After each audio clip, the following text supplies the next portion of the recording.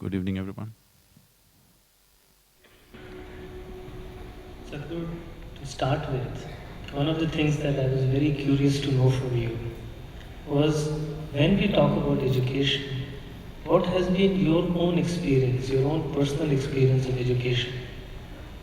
Within education, what has shaped you or not shaped you to the person that you have become today? That's a googly.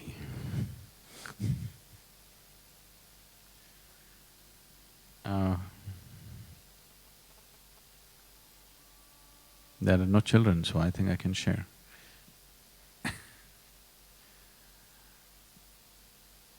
My experience of education,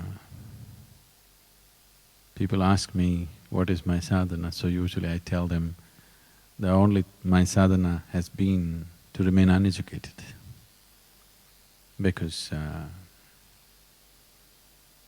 when I first went to school, I had no clue why I'm going. Probably the grown-up people just assume that children must go to school. Nobody bothers to tell you, why is it that you have to go to this place? What's so important about this place that we have to go? They were saying things but which didn't mean anything to me. So my time of education, I only went there when I really had to. And even when I went there, my main problem was this. I always found people were talking about things that were not important to them. I have always maintained this in my life. It doesn't matter what rubbish somebody is speaking. If it means something to them, I will listen absolutely. Whatever nonsense it may be, but it means something to that person, I'm willing to listen. If it does not mean anything to the person who is speaking, I don't understand why I should listen. And I always found in the school, teachers were talking about something that doesn't mean anything to them, so my ears were never there with them. So, the less said about my education, better. And when I was about 17, I decided I will educate myself because it didn't make sense to go to college. And it's not like today, these ideas of sabbatical, this, that, did not exist. You're racing to become a doctor. If you cannot, you become an engineer. These are only two things that are there.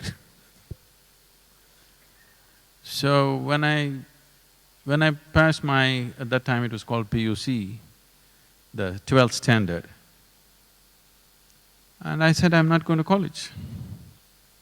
The horror that happened in the family is unbelievable. Then I thought, okay, the good thing would have been I should have failed.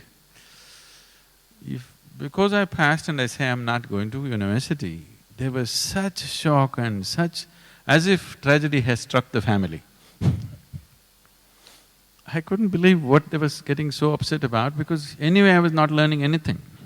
I was just going, coming and just getting passing marks and going on. So this 1 year I spent in the university… Mysore University has a great library. I spent my time 1 whole year. Every day when the library opened at 9 o'clock in the morning, I was there. They closed at 8 in the evening, they had to push me out. This 1 year, I just read just about anything, science, history, geography, literature, just about anything. From popular mechanics to Homer, I read just about whatever came my way.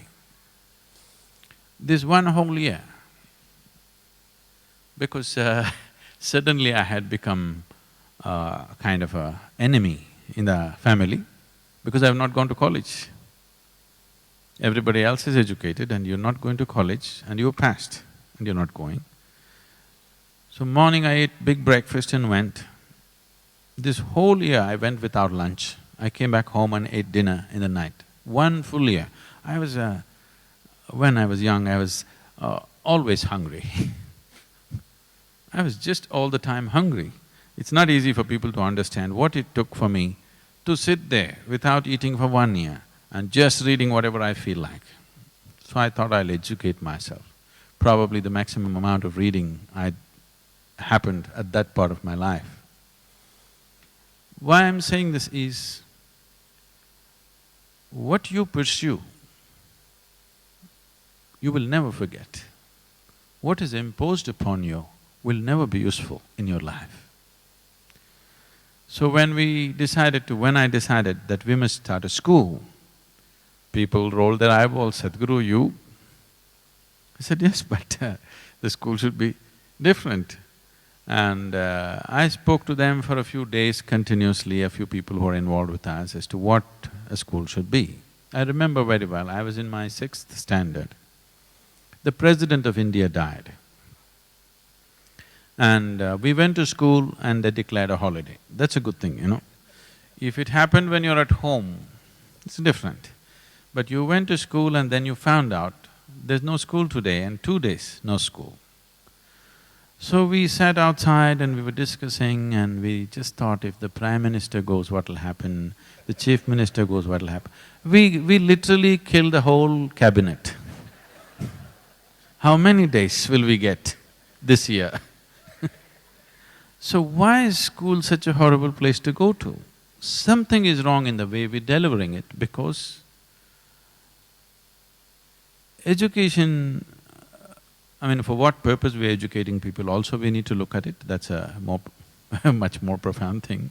But essentially, at the delivery end, at the last part of education system, it's a very human thing. If that human thing is missing, I don't see why any child will sit there and listen to somebody who blabbers something which doesn't mean anything to them. Because parents are psyching them, unless you go to school, you won't make a living, this will happen to you, that will happen to you, if you go to school, I'll send you to America, all this kind of rubbish, not to really educate themselves. So when we started the school, when I spoke to them about how school should be, then our teachers asked Sadhguru, this is a tall vision, how do we know that we are even fulfilling it? I said, see, this is a residential school. I said, 4 months they stay with us. At the end of 4 months, when they're going home for their vacation, if children are crying to go home, that means you're doing well. If they're crying to come back to school, that means we're not doing well.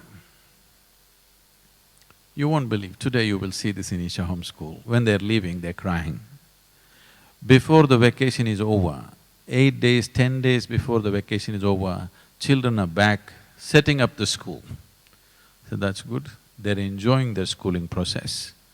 Because if that doesn't happen, how? Why are we torturing our children like this? For what end? What purpose?